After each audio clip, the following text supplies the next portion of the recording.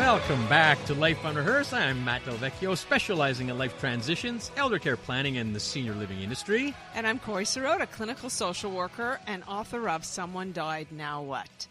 Matt, can I just take a minute, because you're not going to believe this. I can't believe this, but I really want to wish my daughter, Justine, and her husband, Abrami, a happy second-year anniversary. Like, how did that happen? Yeah, you know, your little girls. Yeah. Now you're wishing her second-year anniversary. Wow. Well, congratulations to them, for sure. Real special. And you got a twinkle in your eye, Corrie, so good on you. So it's exciting, and as we continue now, here we're making the transition to talk about what we're here to do and some of the challenges. It's nice to just infuse that as well. But here we go. Welcome to our segment called Helping Moms and Dads, providing guidance and support to the sandwich generation. Interesting and knowledgeable guests covering a vast array of topics that help families cope with the challenges of the aging process. Matt, what are we covering this week? Well, we've got a wonderful couple here, and we're going to address Parkinson's disease. In fact, more than 100,000 Canadians live with Parkinson's disease, and 25 more are diagnosed every day. Parkinson's is a complex brain disease, and everyone's Parkinson's journey is different. Not only does it affect the individual, but as we'll hear with our next guest, it implicates the whole family and support network. So let's welcome Rudy Erfle on the show. Rudy is 62 years old and has Parkinson's disease. And we also have Rudy's wife, Artemis Erfle, on the line. We'd like to welcome both of you to Life Unrehearsed. Hi. Hi. Hi. You. Well, thank you so much for joining us here. Rudy, we are going to start with you. And when were you diagnosed with Parkinson's? At the age of 47, I diagnosed. Yes, so it was 14 years ago. Wow, that is. I know a little bit about Parkinson's, but that seems early. That being said, there are many different ways that affect people with Parkinson's. So, can you share with us how it affected you? Well, it affected me in my mobility mainly. It's deteriorated over the years. Anyway, I've stayed active, and like I say, I was diagnosed 14 years ago. I still do runs. I still golf. Very active. I still work as much as I can. The problem is that Rudy freezes and can't walk. That's the weird thing about Parkinson's, is that he can run, he could bike, but just trying to walk from point A to point B, not even very far, he can be frozen and not be able to get there, or try to get there and then just fall over. Yeah, so, and you were saying, Parkinson's affects people differently. And in the case of Rudy, he freezes. Yeah. Now, Artemis, and we're going to talk about how wonderful your attitudes and upbeat approach to things. And as you heard from Rudy, he's still active and trying to stay as active as possible. But Artemis, you talked about freezing, and this has obviously put Rudy in a couple of precarious situations. And when we were talking off air, you talked about two particular stories that we felt we wanted to share with our listeners, just to give a real example of what Rudy has to go through. Oh yeah, there are lots of interesting stories. I mean, I think my favorite one is Rudy came home and he had gone to the grocery store to try to pick up some groceries, and while he's in the middle of the grocery store and he's got the grocery cart, he freezes up. So now he can't move, but he's holding on to a grocery cart and he's trying to get his feet going. But what it looks like to anyone who's watching him is that the grocery cart is stuck. They don't understand that Rudy's feet are stuck. So this very kind woman comes over and grabs the grocery cart and gives it a big shove to try to unstick it. Of course, the grocery cart is not stuck, so it goes flying. Rudy goes flying. The poor woman didn't know what was going on. And Rudy came home and told me this story, and I was just dying laughing. And I thought, okay, maybe I shouldn't be laughing here. Maybe it's not so funny, but it was funny. And that's the kind of situation that, you know what are you going to do? You have to laugh.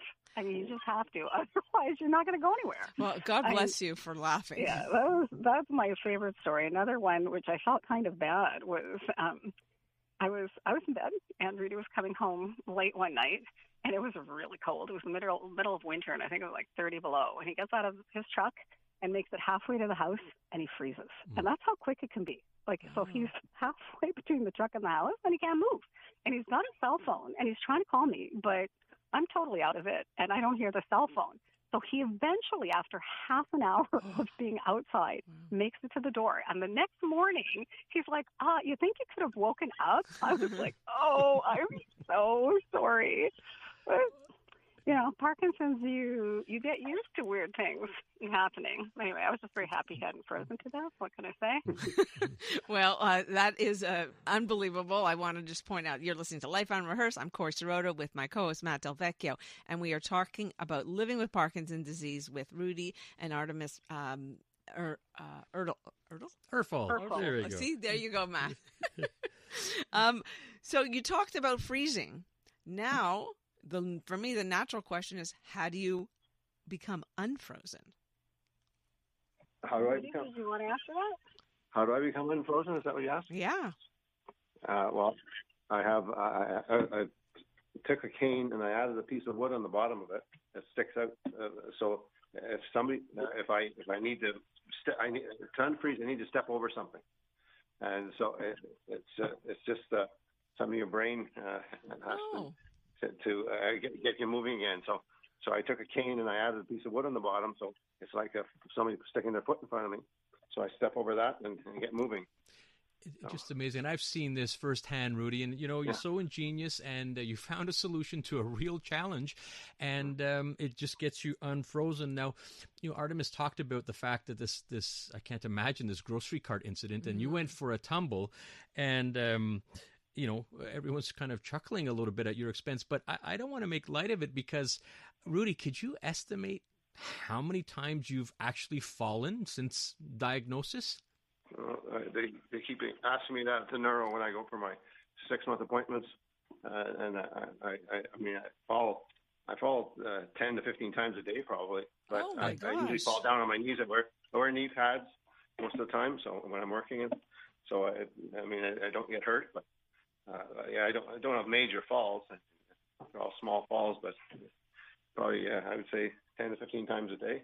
So we're talking thousands of times, and obviously you've learned how to fall and take a hit, and now 62 years old, he's still built like an ox. It's unbelievable, Corrie, if you were to see him. But imagine thousands of times. It is unimaginable, and I want to go back to Artemis right now, and you're giggling, you're chuckling, and how much I appreciate that. I want to ask you, how important is attitude when it comes to tackling this disease?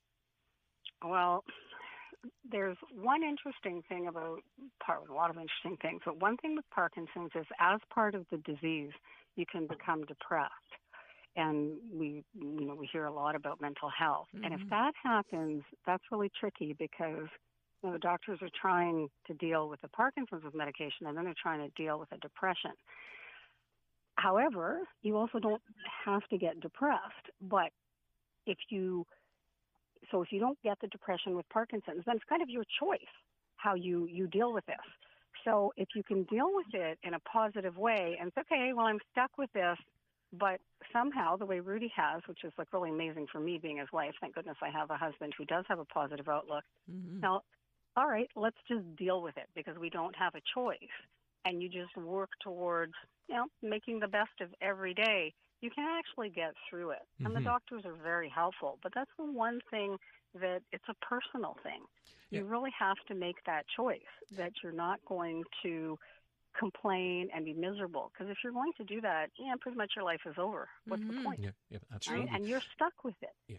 Parkinson's, it's not like you wake up and you get a Parkinson's diagnosis and they're like, okay, let's see how we can get rid of Parkinson's. You don't get rid of it. No. You've got it for the rest of your life. Yeah. So if you can't figure out how to deal with it, you're not going to have a very good life. Right. That's the one thing that Rudy and I have tried to help the community with, is to say, well, okay, so there's a lot of people with Parkinson's. You don't have to hide. No, you're absolutely right, Artemis. And fall down. It's embarrassing to have your grocery cart go flying. Artemis, sorry to cut you off. We have to head out to traffic, but you're right. And the attitude is so important. And you said, you got to live with it.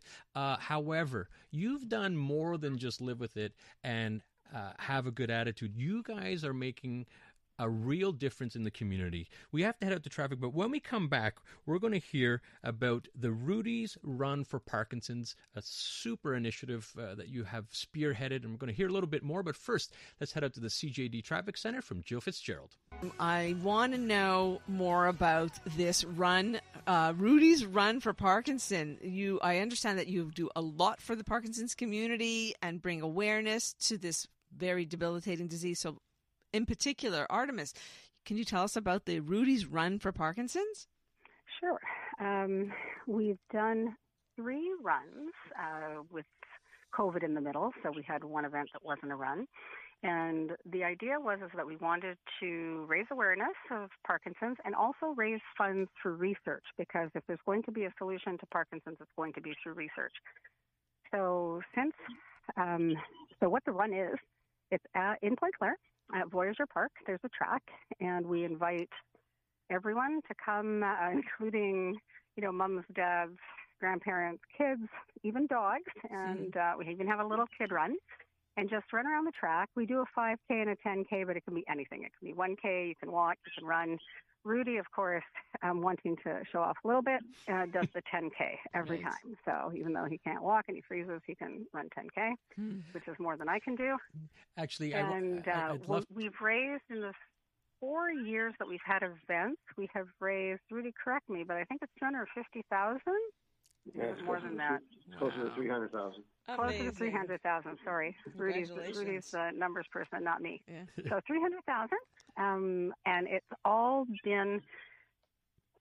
gone directly to research projects that are very specific for trying to find the reason for Parkinson's and a cure for Parkinson's.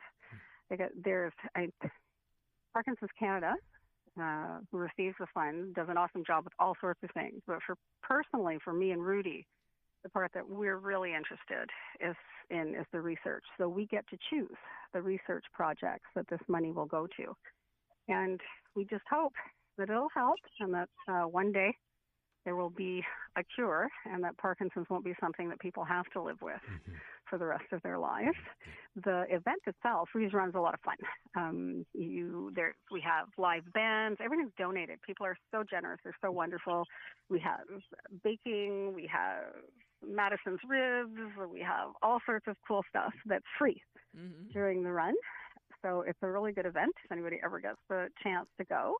And we'll be running it again in 2 years. The plan is to have it every 2 years now. So not next summer, but the summer after. And we have something else, which I think we're talking about. Yeah, no, I certainly want to be able to talk about that, Artemis. You're listening to Life Unrehearsed with Matt and Corrie. And that's Artemis Erfle. And she's on the phone with her husband, Rudy Erfle. And I want to remind our listeners, Rudy, 62 years old, diagnosed with Parkinson's 14 years ago, in his late 40s, quite young. Now, Rudy, I want to talk a little bit more about the run itself, because you do participate, like Artemis talked about. It's a 5K or 10K, or you could even walk.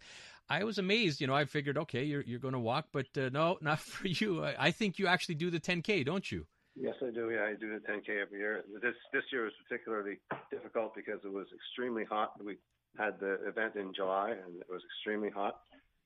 And anyway, I managed to finish the 10K, but it was difficult. Well, good for you. And I understand, if I understand it correctly, Rudy, it's actually a little easier for you to walk than run. Is that correct? It's easier to run than walk. The other way around. Yes, actually, you're able to run than walk. And so the 10K run, you're running it. You're not walking it. That's right. I'm running it. Yes. Yeah. Amazing. But you're not done yet. I understand you're also launching an inaugural golf charity fundraiser next summer. Next summer, July 16th. Right. 17th. Sorry, I'm hosting a golf tournament at the Royal Montreal Golf Club. Okay. And we're hoping to. They have 2 18-hole courses. I'm hoping to fill both courses. Mm-hmm. And so we're looking at about 240 players to play in the event, and we hope to raise $100,000 or $200,000. Wow. Are you a golfer? Yes, I am. Yes, I only golfed about 90 games this year. Oh my God! What's your handicap? I know nothing about golf, but I knew that's the word you're supposed to ask. Gotten up there. I'm around 30 right now. It used to be about 15. I'm about 30 now. So. Rudy, who cares about the number? The big number is 90 rounds of golf. Unbelievable. At 62 with Parkinson's for 14 years. We have to start wrapping it up soon. Rudy, very, very quickly, because we want to get a shout out for how people can donate for this run. But just before, real quick, you know, on a serious note, you could find yourself in some pretty embarrassing situations, you know, when you're freezing up and so on. How do you deal with that?